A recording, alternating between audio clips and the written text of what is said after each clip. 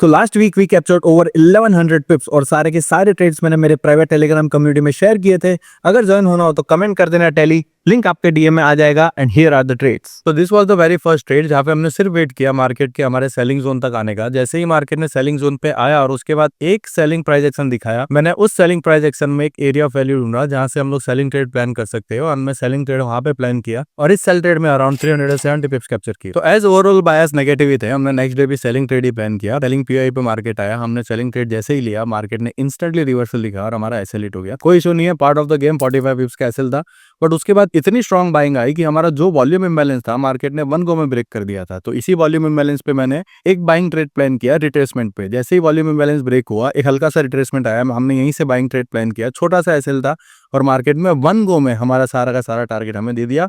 It was around 140 पिप्स।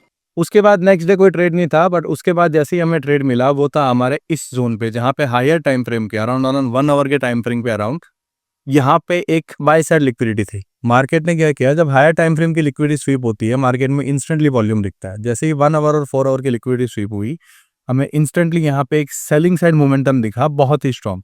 बस उसी momentum ने हमने तुरंत एंट्री ले ली और इसी मोमेंटम में हमने अराउंड 280 पिप्स और कैप्चर किए। Then again for a whole day हमने कोई ट्रेड नहीं किया, कोई ट्रेड प्लान नहीं किया। बट उसके बाद जैसे ही मार्केट के बायस चेंज हो चुके थे, ओवरऑल बाय साइड में थे इस जोन पे, जैसे ही प्राइस ने इस जोन को फिल किया और हमें एक बाय मोमेंटम दिखा, हमने यहाँ पे बाइंग ट्रेड प्लान कर दिया।